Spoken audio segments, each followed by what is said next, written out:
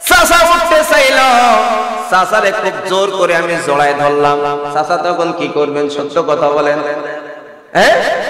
আমার উঠাই ফেলবে। এই উঠানোর জন্য পরে যদি আপনি আমারে ঘুষি মারবেন, মারবেন না, খড়াই ফেলবে। আপনারা কি তাই করবেন? পরে জন্য নাক ফটাবে, ঘুষি মারবে, লাঠি মারবে, যেভাবে হোক মারবে, মেরে সে ওই পানির নিচে থেকে উপরে ওঠার চেষ্টা করবে, তা না হলে তার জীবন যাবে। কথা বলেন ঠিক কিনা? আমার ধর্মপ্রাণ মুসলমান ভাইরা, এটা তো আমার উদাহরণ দিলাম।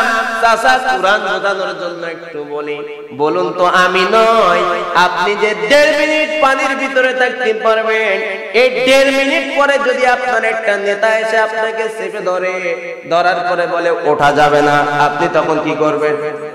14 গোষ্ঠীর লাঠি মারবে বলছে।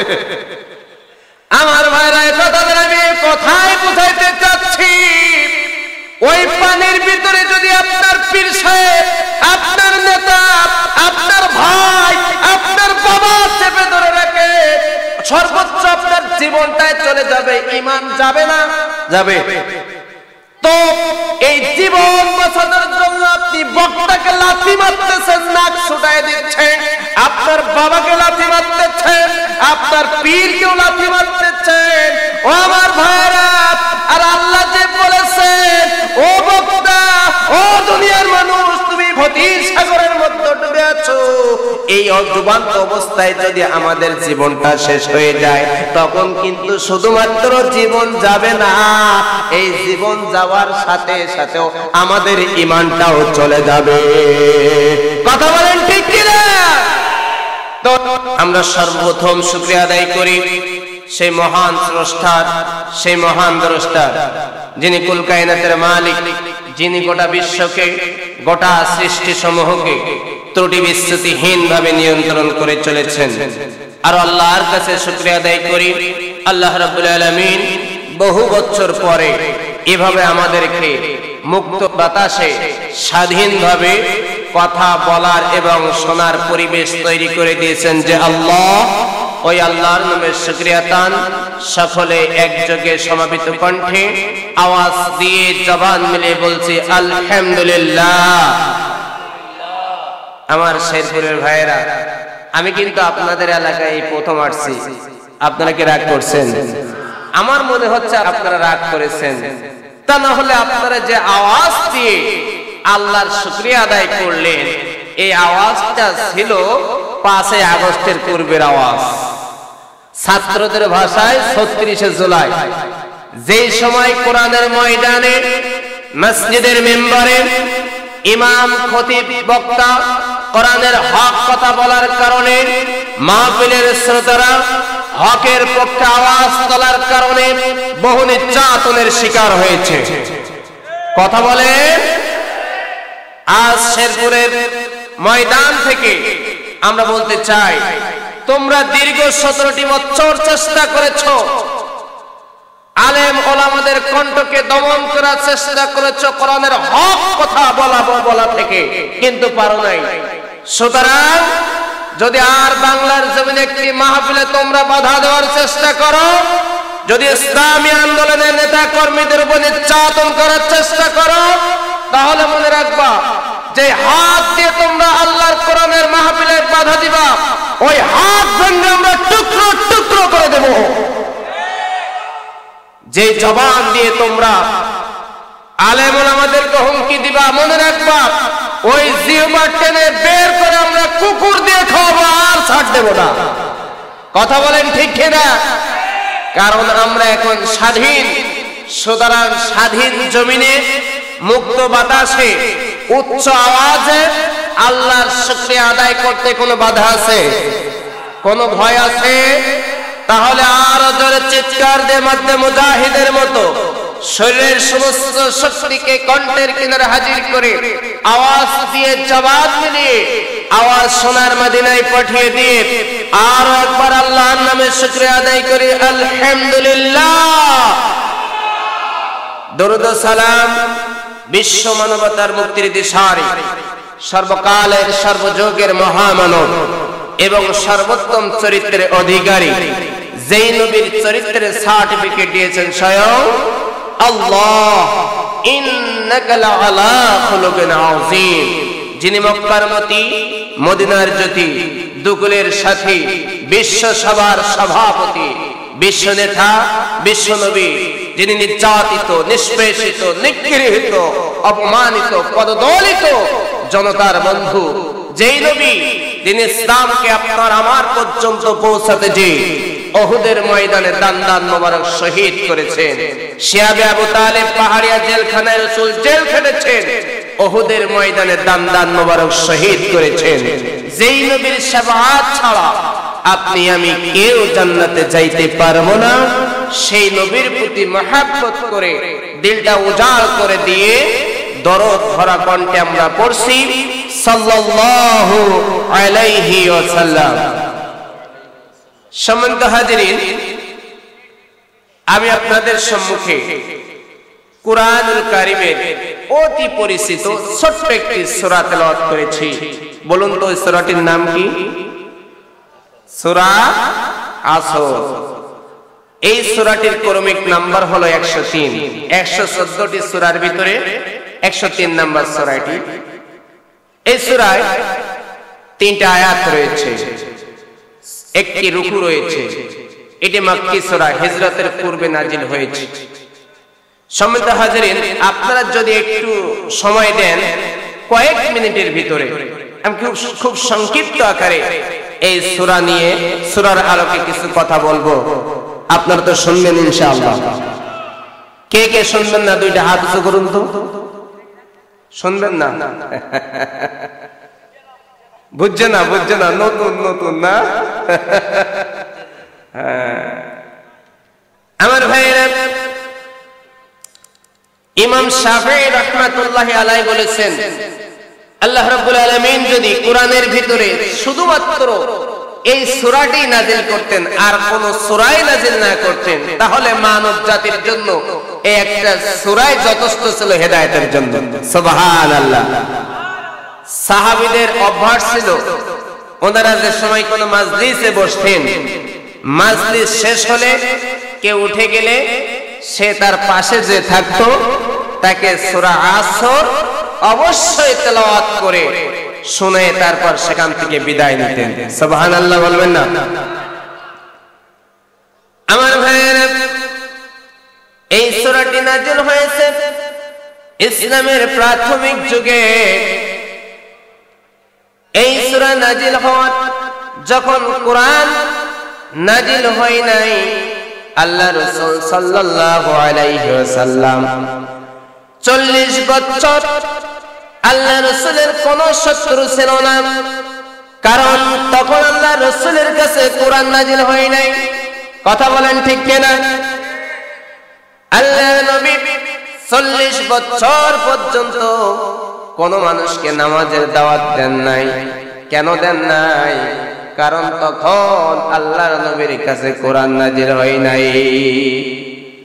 আল্লাহর নবী 40 বছর পর্যন্ত হারাম হারামের কথা বলেন নাই। কেন বলে নাই? কারণ তখন আল্লাহর নবীর কাছে কোরআন নাজিল হয় নাই।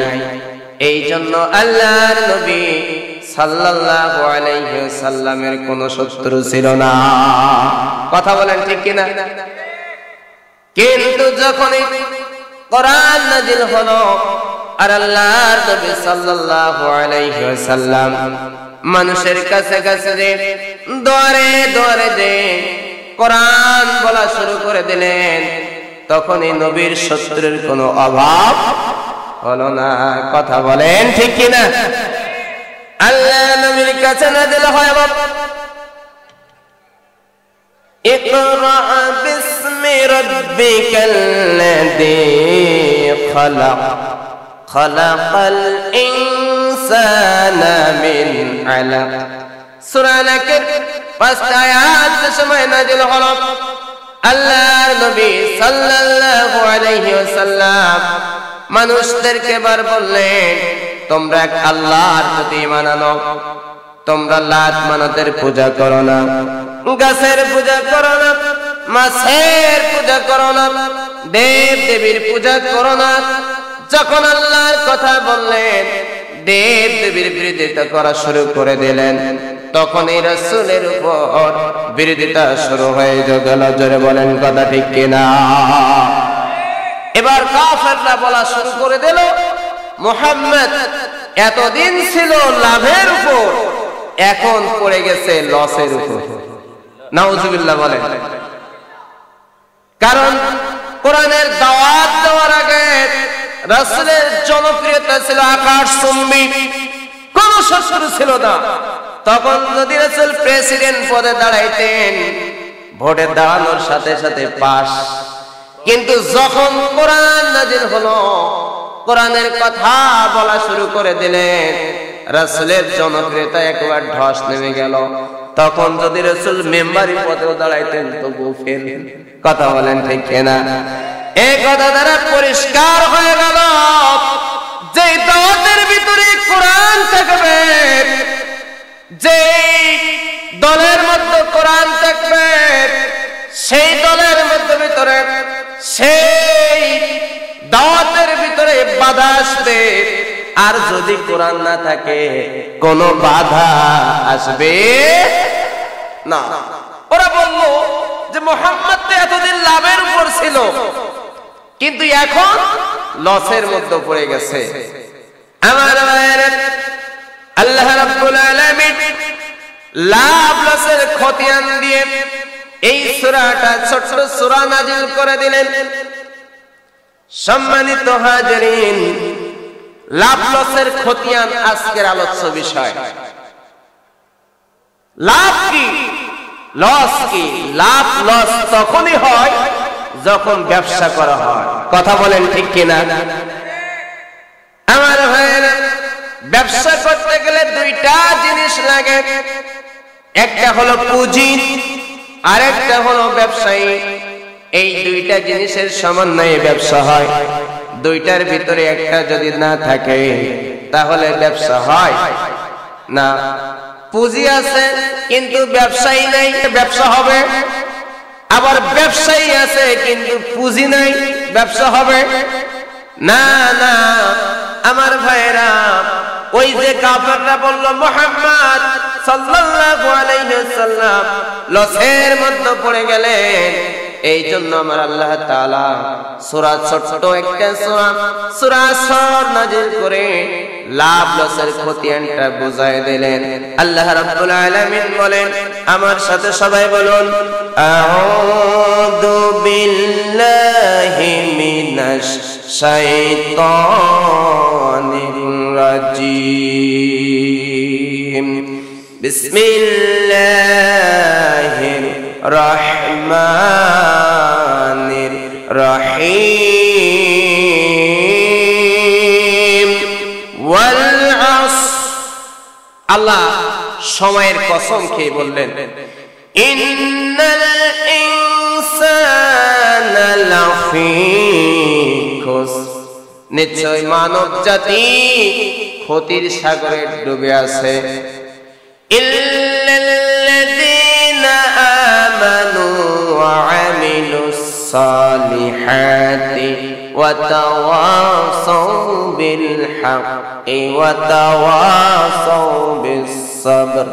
তবে ওই সমস্ত মানুষ না যাদের ভিতরে চারটা গুণ রয়েছে। এক নাম্বার যারা ঈমানদার, দুই নম্বরে যারা আমলে সালেহ করে, তিন নম্বর যারা মানুষদেরকে সত্যের দিকে আহ্বান করে, চার নম্বর যারা মানুষদেরকে সবরের দিকে, ধৈর্যের দিকে আহ্বান করে। এই চারটা গুণ যাদের মধ্যে রয়েছে, ওরা কখনো ক্ষতিগ্রস্ত হতে পারে না। সর্বপ্রথম আমার আল্লাহ সংক্ষেপে বলে দেন, কসম খাইলেন সময়ের। কেন সময়ের কসম খাইলেন? সময়ের কসম কেন খাইলেন? এই জন্য কসম খাইলেন। কেউ বলেন সময়ের কসম, কেউ বলেন যুগের কসম, মহাকালের কসম, একই কথা। কারণ কয়েক সেকেন্ড মিলে মিনিট হয়, কয়েক মিনিটে হয় ঘন্টা, কয়েক ঘন্টা মিলে একটা দিন হয়, কয়েকদিন মিলে একটা সপ্তাহ হয়, কয়েক সপ্তাহ মিলে একটা মাস হয়, কয়েক মাসে একটা বছর হয়, কয়েক বছরে একটা যুগ হয়। কথা বলেন ঠিক কিনা? এই সময়ের কসম আল্লাহ এই জন্য খাইলেন, এই সময়ের কসম খেয়ে আল্লাহ বান্দাদেরকে বুঝাইতে চায়, ও বান্দা, সময়ের ব্যবধানে অনেক কিছুর পরিবর্তন ঘটে। সময়ের ব্যবধানে বনের হিংস্র বাঘটাও বিড়ালের মতো হয়ে যায়। কথা বলেন ঠিক কিনা? সময়ের ব্যবধানে টকবকে যুবকটা একদিন বৃদ্ধ হয়ে যায়, যুবতীটা একদিন বৃদ্ধা হয়ে যায়। এই সময়ের ব্যবধানে শক্তিশালী সন্ত্রাস একদিন দরবেশের সুরত নিতে বাধ্য হয়। এই সময়ের ব্যবধানে স্বৈরশাসক দলের সরকার দেশ থেকে চোরের মতো পালাতে বাধ্য হয়। কথা বলেন ঠিক কিনা? সিরিয়ার দিকে তাকান, 5 দশকের বেশি সময় শাসন করেছে। এই সময়ের ব্যবধানে দেশ থেকে চোরের মতো পালাতে বাধ্য হয়েছে। কথা বলেন ঠিক কিনা? এই বাংলার জমিনে এমন একজন স্বৈর শাসক ছিল যার টার্গেট ছিল 41 সাল, কিন্তু পারি নাই। অবশেষে সময়ের ব্যবধানে দেশ থেকে পালাইতে বাধ্য হয়েছে। কথা বলেন ঠিক কিনা? এখন আবার দেশে টেলিফোনে বলে আমি দেশের খুব কাছে আছি, হুট করে চলে আসবো। কথা বলেন, কিন্তু আমরা বলি আপনি হুট করে আইসেন না, এটা খুব খারাপ দেখা যায়। আপনি হুট করে চলে গেলেন, আবার হুট করে আসবেন, কেমন খারাপ দেখা যায় না? বরং আমরা আপনাকে দাওয়াত করব, আমরা আপনাকে রিসিভ করব, আপনি আসবেন। তবে আয়েশা সেদিন আর ক্ষমতা পাইবেন না। আপনি আয়েশা ওই যে একটা আয়না ঘর নির্মাণ করেছিলেন, সেখানে আপনাকে একটু ঢুকতে হবে। কথা বলেন ঠিক কিনা? সেদিন আর ক্ষমতা আপনাকে দেওয়া হবে না। এই ক্ষমতা পেয়ে আপনি 17 বছর আলেম ওলামাদের মধ্যে চাতন করেছে। বুবু আসবা, বুবু আইবা, তুমি আইবা গো আয়েশা, সেই দিন বুবু ক্ষমতা পাইবা না। কথা কান ঠিক কিনা? খোঁজ নাই বুবু কাদের কাকার, অবস্থা খারাপ দরবেশ বাবার, হাউন আঙ্কেল এখন সামনেও আসে না। বুবু আইবা, তুমি আইবা গো আয়েশা, সেদিন বুবু ক্ষমতা পাইবা না। কথা বলেন ঠিক কিনা? আমার আল্লাহ রাব্বুল আলামিন এই সময়ের কসম এই জন্য খাচ্ছেন, সময়ের মধ্যে অনেক ইতিহাসের জন্ম নেয়। আমরা দেখেছি সময়ের ব্যবধানের কারণে স্বৈর শাসক চলে ফেরাউনকে আল্লাহ শুটকি বানিয়ে জাদুঘরের ভিতর রেখে দিয়েছে। আল্লাহ এই সময়ের কসম খেয়ে বলতেছেন, ইন্নাল ইনসানা লাফি খুসর, নিশ্চয়ই মানব জাতি ক্ষতির সাগরে ডুবে আছে। কোথায়? ক্ষতির সাগরে ডুবে আছে না ভাসমান? ডুবে আছে। সব মানুষকে আল্লাহ তাআলা বললেন, বলুন না এই মানুষের ভিতরে আমি খলিলুর রহমান নুরানি আছি না নাই? সভাপতি সাহেব আছেন না নাই? আপনারাও আছেন না নাই? পৃথিবীর সব মানুষ এই ক্ষতির সাগরে ডুবে আছে। আমার ভাইরা, খুব সংক্ষেপে বলি, তাহলে এই ক্ষতির সাগর থেকে আমাদের পাড়ে ওঠার দরকার আছে না নাই? জোরে বলুন, আছে না নাই? এই ক্ষতির সাগরে আল্লাহ যে বললেন, ও মানব জাতি তোমরা ক্ষতির সাগরে ডুবে আছো, এই কথাটা সত্য না মিথ্যা? এতে কোনো সন্দেহ আছে? আমার ভাইয়েরা, ভাই আপনাকে যদি ওসি সাহেব বলে যে আপনার নামে একটা তথ্য এসেছে, এর ফলাফল কিন্তু ভালো হবে না, আপনি সাবধান হয়ে যান, আপনি আসলে ভয় পাবেন কিনা? অবশ্যই ভয় পাবেন, টেনশন হবে। আল্লাহ আবার কে না কি আমার নামে মিথ্যা কি গুজব ছড়াইলো, ঠিক কিনা? আমার ভাইয়ের নাম কি? খাইরুল ভাই ভাববে রাত 10টার যে সময় বেজে যাবে, ওসি সাহেবকে একটা ফোন দেবে, ওসি সাহেব আপনি তো বলেছিলেন আমার নামে একটা নালিশ আছে, বলুন না আসলে নালিশটা কে আমার নামে অভিযোগ দিয়েছে। ওসি সাহেব যদি বলে, আই খায়রুল সাহেব তোমাকে যেটা বলেছি তুমি সেটাই মনে রাখো, তুমি সাবধান হয়ে যাও, আপনার ভয় কমবে না বাড়বে? ভাই বাড়বে। এখন রাত 3টের সময় যদি আপনি আরেকবার ফোন দেন যে ওসি সাহেব এবার একটু বলুন না, আমার কিন্তু খুব ভয় লাগতেছে, এরপরেও যদি ওসি সাহেব না বলে, ভাই আপনাকে সারা রাত ঘুম হবে? ঘুম হবে না। আর এমন করতে করতে যদি 3 মাস আপনাকে শুধু একই কথা বলে আপনি সাবধান থাকেন, সতর্ক হন, তাহলে আপনার এখন বর্তমান যে শরীর আছে মাশাআল্লাহ, 3 মাস পরে কি এই শরীরে থাকবে? ভাই একবার সিলিং হয়ে যাবে, তাই না? ডায়েট কন্ট্রোলার করা লাগবে না, এমনি ডায়েট কন্ট্রোল হয়ে যাবে। কথা বলেন ঠিক কিনা? আমার ভাইরা, ওসি সাহেবের কথাটা যত না সত্য, ওসি সাহেবের কথা শুনে যদি 3 মাস আর খাওয়া ঘুম না থাকে, আমার আল্লাহ যে বললেন ইন্নাল ইনসানা লাফি খুসর, ও মানব জাতি তোমরা কিন্তু ক্ষতির সাগরে ডুবে আছো, তাহলে ওই ওসি সাহেবের চেয়েও কি আমার আল্লাহর কথাটা ভয়ঙ্কর না? বলুন আমার আল্লাহর কথা ভয়ঙ্কর কিনা? এই ক্ষতির সাগর থেকে আমাদের উপর পারে ওঠার দরকার আছে না নাই? আমরা ছোটবেলায় পুকুরে গোসল করতে যে একটা খেলা করতাম, ডুব দেওয়া দিবি, 2 জন ডুব দিতাম, বলতাম দেখবো কে কতক্ষণ পানির ভিতরে থাকতে পারে। এই তো এখন লাইনে আসছেন, উঠে উঠে একটু দেখতেন, ইমানদার মানুষ দেখতেন কেন? এখন ভয় লাগে না তো?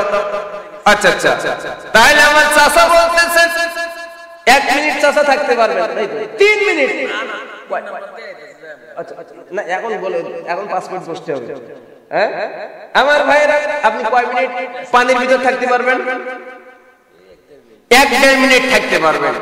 1-1.5 মিনিট পরে কি করতেন চাচা?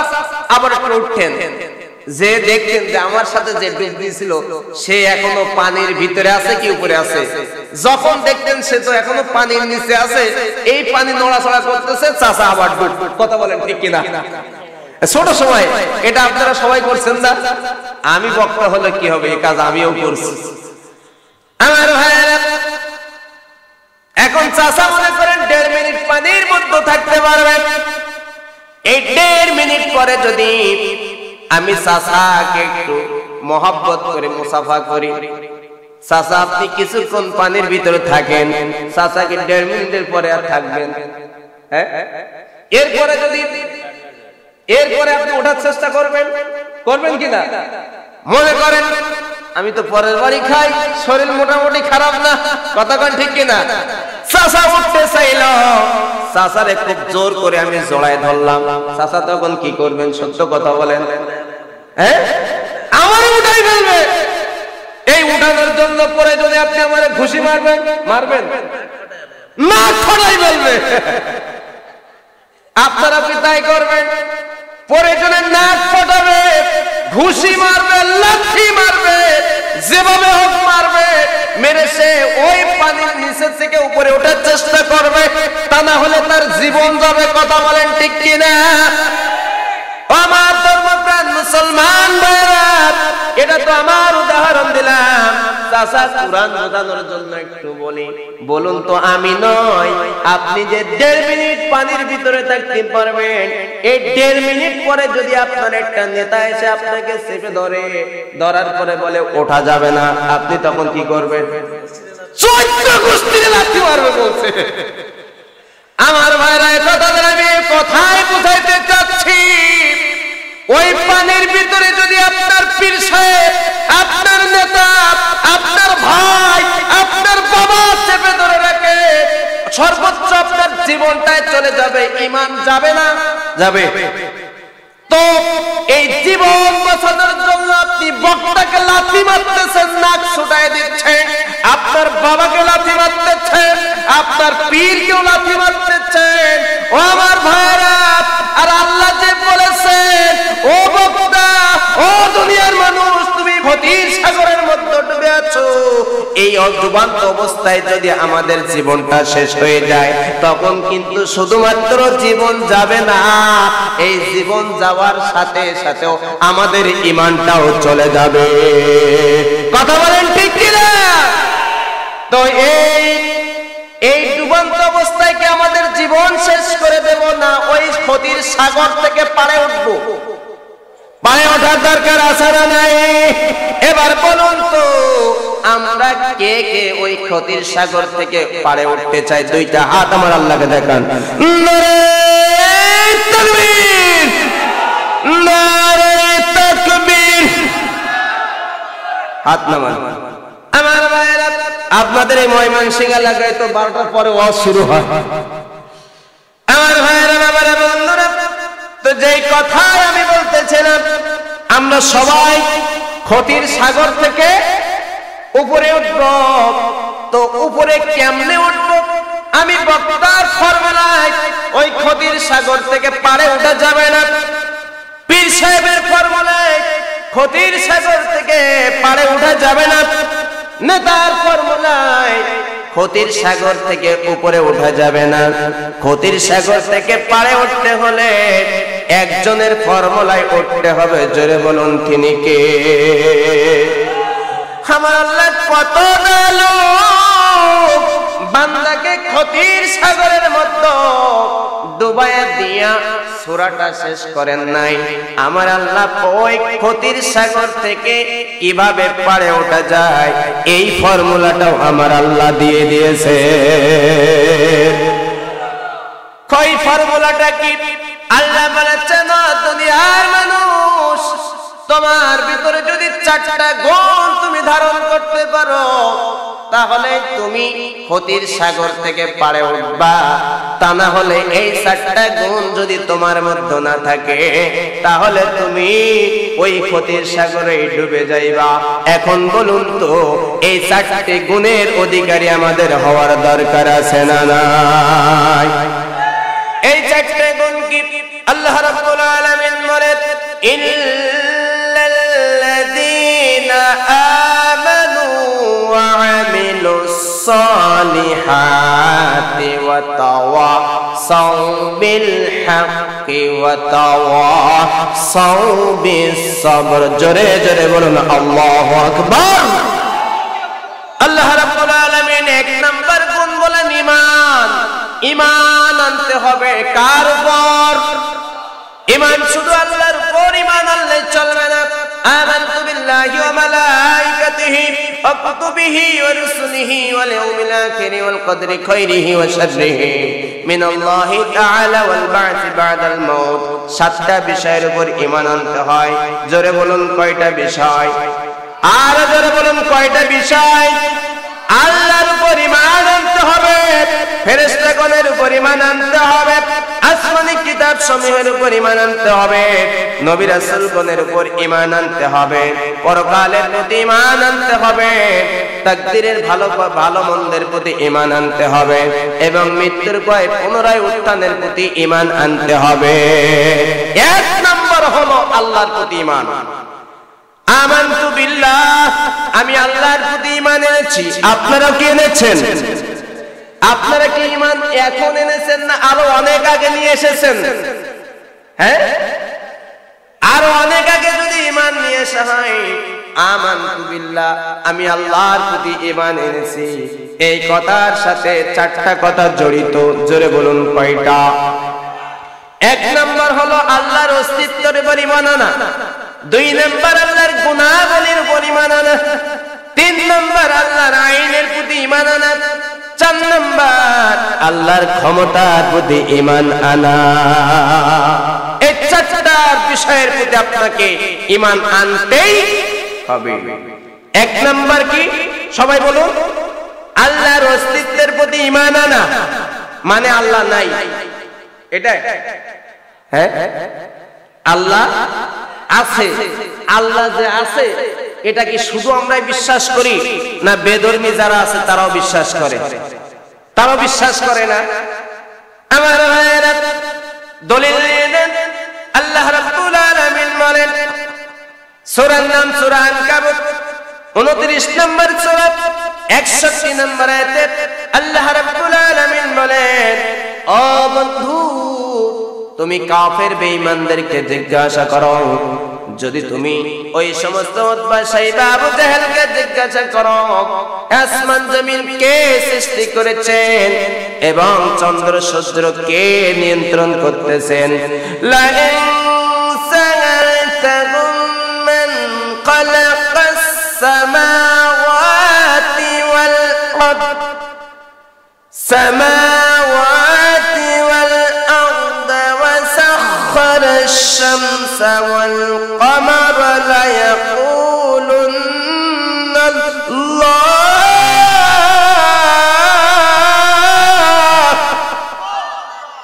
হে রাসূল, আপনি যদি ওই সমস্ত কাফের বেঈমানদেরকে জিজ্ঞাসা করেন যে আসমান জমিন কে সৃষ্টি করেছে, আব্রাহা কাবা ঘর ভাঙার জন্য আসছিল, আব্রাহার কিছু সৈন্যবাহিনী নবীর দাদা আব্দুল মুত্তালিবের কিছু উট দুম্বা ধরে নিয়ে গিয়েছিল, এই খবর পেয়ে নবীর দাদা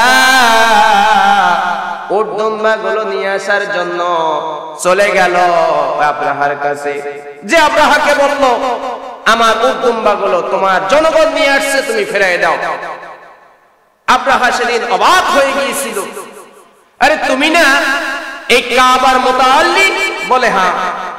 আমি আশ্চর্য হয়ে গেলাম, সামান্য তোমার কিছু উট দুম্বা নিয়ে আসছি, এই জন্য তোমার উট দুম্বা ফেরত দেওয়ার জন্য তুমি আসছো, অথচ কিছুক্ষণ পরে তোমার কাবা ঘর, যে কাবার মুতাআল্লি তুমি, ওই কাবা ঘর ভাঙতে যাব আমরা, কাবা ঘর রক্ষার জন্য তুমি আসলে না? নবীর দাদা সেদিন বলেছিলেন, শোনো আব্রাহা, আমি হলাম আমার এই উট দুম্বার মালিক, উট দুম্বার হেফাজত করার দায়িত্ব আমার, আর ওই কাবার মালিক হলেন আল্লাহ, ওই কাবা হেফাজত করার দায়িত্ব আল্লাহর। কথা বলেন ঠিক কিনা? তাহলে বোঝা গেল ভাই, তারাও কিন্তু আল্লাহকে আল্লাহ বলে জানতো, আল্লাহর অস্তিত্ব বিশ্বাস করত, আবু জেহেল আল্লাহর অস্তিত্ব বিশ্বাস করত। তাহলে শুধুমাত্র আল্লাহর অস্তিত্ব বিশ্বাস করলে কি ঈমানদার হওয়া যাবে? হওয়া যাবে? আবু জেহেলকে আপনি কি ঈমানদার বলবেন? না। দুই নম্বর আমার ভাইরা, আল্লাহর অস্তিত্ব বিশ্বাস করার সাথে সাথে আল্লাহর গুণাবলীতে আমাদেরকে বিশ্বাস করতে হবে। কি করতে হবে? আল্লাহর গুণাবলীতে। বলুন তো, আমার আল্লাহর গুণ আছে না নাই? জোরে বলুন, আছে না নাই? আমার আল্লাহর যদি গুণ নাই থাকে, তাহলে কেন আমরা ওই আল্লাহকে সিজদা করব? আমার আল্লাহর গুণ আছে বলে আল্লাহকে সিজদা করি, আমরা নামাজ আদায় করি, আমরা আল্লাহর ইবাদত করি। জোরে কোন কথা ঠিক কিনা? আমার আল্লাহ হলেন গফুর, আমার আল্লাহ হলেন রহমান। ও বান্দা, পাহাড় সমান গুনাহ করেছো, নিজের গুনার কথা স্মরণ করে যে সময় আল্লাহর কাছে তাওবা করবা, চোখের পানি ছেড়ে দিয়ে ওই পাহাড় সমান গুনাহ ক্ষমা করে দিবেন একজন, তিনি কে? আমার ভাইরা বলতেছিলাম, আমার আল্লাহ হলেন রহমান, আমার আল্লাহ হলেন রহিম। ঠিক তদ্রূপ আমার আল্লাহ হলেন রাজ্জাক, রিজিক দাতা। রিজিক দাতাকে আবু জেহেল আল্লাহর অস্তিত্ব বিশ্বাস করত, কিন্তু রিজিক দাতা মানত। অথচ আল্লাহ রাব্বুল আলামিন বলেন, ওয়া মা মিন দাব্বাতিন ফিল আরদি ইল্লা আলাল্লাহি রিজকুহা।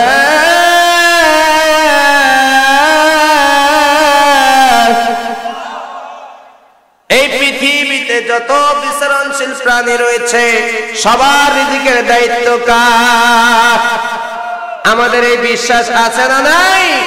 এই বিশ্বাস যদি আমাদের থাকে, তাহলে আমরা রিজিকের পিছনে দৌড়াবো না, বরং আমরা রিজিকের মালিক আল্লাহর পিছনে দৌড়াবো। কথা বলেন ঠিক কিনা? আমার ভাইরা, আল্লাহর অস্তিত্বের বিশ্বাস আমাদের আনার সাথে সাথে আল্লাহর গুণাবলীতে আমাদের বিশ্বাস করতে হবে। শুধু আল্লাহর গুণাবলীর উপর বিশ্বাস করলে চলবে না, আল্লাহর আইনের প্রতি আমাদের বিশ্বাস করতে হবে। জোরে বলেন না হুকুমদাতা কে? আমাদের একজন মালিক আছেন, ওই মালিকের নাম কি? আমার ভাইয়েরা, আমরা মালিক না গোলাম? হ্যাঁ, শুধু গোলাম না, গোলামের ঘরের গোলাম। মালিক আইন করবেন, এটা মালিকের কাজ, আর গোলামের কাজ হলো আইন মানা। কথা বলেন ঠিক কিনা? তো আল্লাহ রাব্বুল আলামিন বলেন, আলা লাহুল খালকু ওয়াল আমরু তাবারাকাল্লাহ তাবারাকাল্লাহু রাব্বুল আলামিন।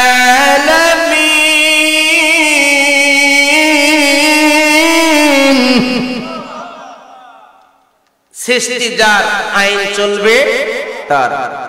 আমার ভাইয়েরা, অথচ আসমান সৃষ্টি করেছেন কে? জমিন সৃষ্টি করেছেন কে?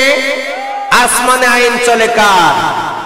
আসমানে কোনো মারামারি আছে, ফিতনা ফাসাদ আছে? জমিনে কি আল্লাহর আইন চলে? না।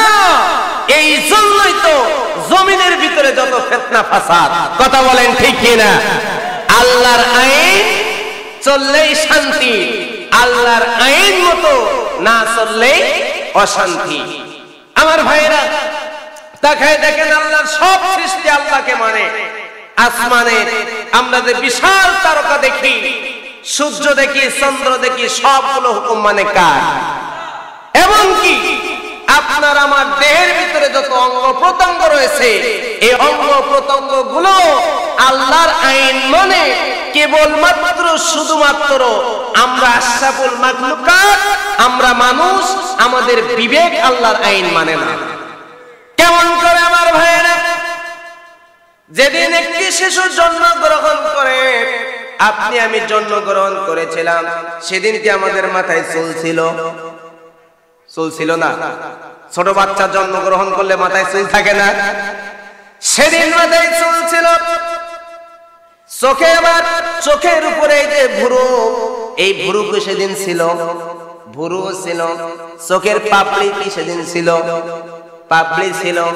খুব ভালো করে খেয়াল করবেন আমার ভাইরা, আপনার যেদিন জন্মগ্রহণ করেছিলেন, আপনার মাথার উপরে চুল ছিল, ভুরু ছিল, চোখের পাপড়ি ছিল, কিন্তু জন্মের পর থেকে কতদিন আপনি সেলুনে গিয়েছেন আপনার চুল কাটার জন্য? কোনো কি ঠিক আছে? জোরে বলুন আছে? অনেকবার গেছেন, হাজার বার গেছেন, কিন্তু এই ভুরু এবং পাপড়ি কাটার জন্য কোনদিন কি সেলুনেতে গেছেন? হ্যাঁ, না না না। অথচ চুলের বয়স যেমন, পাপড়ির বয়স ঠিক তেমন, ভুরুর বয়স তেমন। আমার ভাইরা, আল্লাহ রাব্বুল আলামিন বলেছেন, ও চুল তুই বড় হ, পাপড়ি এবং ভুরু যে অবস্থায় আছিস, মৃত্যু পর্যন্ত ঠিক সেভাবেই থাকবি। এই চুল, ভুরি, পাপড়ি গুলো আল্লাহর হুকুম মানে, আল্লাহর আইন মানে। আপনি আমি আশরাফুল মাখলুকাত, আল্লাহর আইন মানি না। কথা বলেন ঠিক কিনা? আমার ভাইরা, তাহলে একটু খেয়াল করুন, আল্লাহর আইন মানলে শান্তি, আইন না মানলেই অশান্তি। বেশি দূর যাওয়া লাগবে না, তাকায় দেখতেন আপনার শরীরের মধ্যে, এই শরীরে আল্লাহ আইন করে দিয়েছেন, সময় মতো রক্ত চলাচল করতে হবে, ক্ষুধা লাগলে খাইতে হবে, প্রসাব পায়খানা চাপ দিলে প্রসাব পায়খানা করতে হবে, শ্বাস প্রশ্বাস নিতে হবে।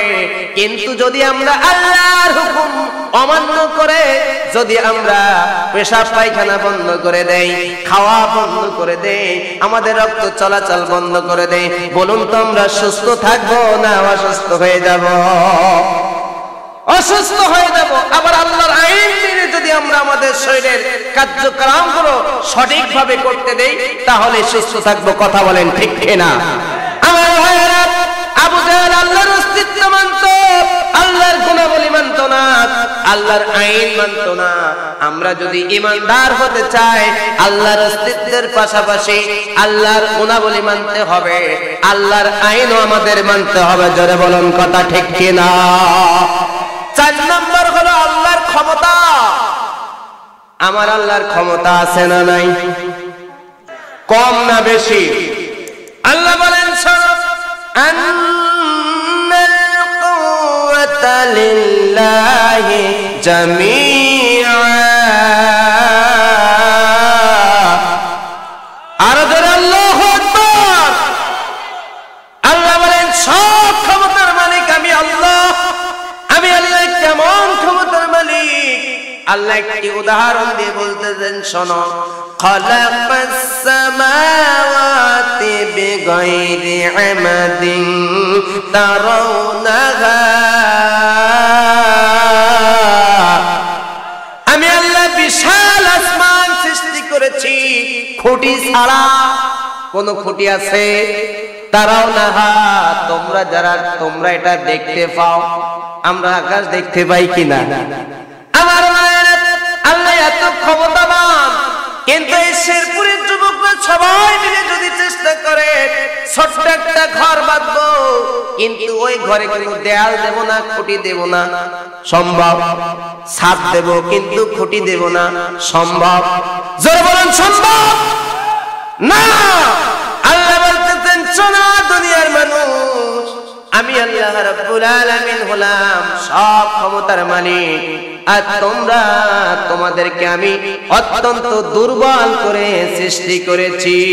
খলিকাল ইনসানু দাঈফা।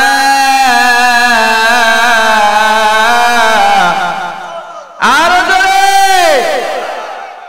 আল্লাহ বলে না বান্দা, আমি তোমাদেরকে অত্যন্ত দুর্বল করে সৃষ্টি করেছি। কত দুর্বল করে আল্লাহ সৃষ্টি করেছে। তাকায় দেখেন, একটা ছাগলের বাচ্চা চেয়েও আমরা দুর্বল। তার মানে দেখবেন একটা ছাগলের বাচ্চা জন্ম নিলেই 20 মিনিট বা 1-2 ঘন্টা পরে লাফালাফি শুরু করে দেয়। কিন্তু মানুষের বাচ্চা জন্মের কতদিন পরে মারা লাফালাফি করে? 6 মাস 1 বছর হয়ে যায়। এরপরে ও নিজে পেশাব পায়খানা করে হাতে মুখে মাখে। অনেক সময় মশা মাছি নাকের ভিতর ঢোকে, তবু সে নাড়াইতে সরাইতে পারে না। কথা বলেন ঠিক কিনা? মুসলমান, আমাদের সাহস কম, আমাদেরকে আল্লাহ দুর্বল করে সৃষ্টি করেছে। অথচ আমরা বলি আমরা নাকি সব ক্ষমতার মালিক, জনগণ সব ক্ষমতার মালিক। এই স্লোগান আছে না নাই? কেউ যদি বিশ্বাস করে ক্ষমতার মালিক হলো জনগণ, তার ঈমান থাকবে না। কথা বলেন ঠিক কিনা? ক্ষমতার মালিক কে? আল্লাহ বলেন ক্ষমতা দেখাও না, আমি তোমাদেরকে দুর্বল করে সৃষ্টি করেছি, কিন্তু তোমরা শুধু সাহস দেখাও। সাহস দেখাইলে কি হবে? ও মানুষ, তোমরা কিন্তু মশার চেয়েও তোমাদের সাহস কম। পুলিশ, আমরা আবার পুলিশ দেখলেও ভয় পাই, অথচ পুলিশ ওই মশাও কিন্তু মশাকে পুলিশও ভয় পায়। তার মানে ও যে সময় আসে স্লোগান দিতে দিতে আসে, শব্দ করতে করতে আসে। কথা বলেন ঠিক কিনা? আর আমরা যদি কাউকে অ্যাটাক করতে চাই, অ্যাটাক করতে বলতেছি না, আমরা গোপনে যাই। আর মশা কিন্তু স্লোগান দিয়ে জানান দিতে দিতে আসে। কথা বলেন ঠিক কিনা? আল্লাহ বলেন ক্ষমতা দেখাইবে না, কিসের পাওয়ার দেখা? তোমার যদি বাথরুমের সাথে একটু মহব্বত হয়ে যায়, দিনে 20-25 বার একটু সম্পর্ক হয়ে যায়, তাহলে দেখবা তোমার সব ক্ষমতা শেষ। আমার ভাইয়েরা, তো আল্লাহ রাব্বুল আলামিনের উপর ঈমান আনছি।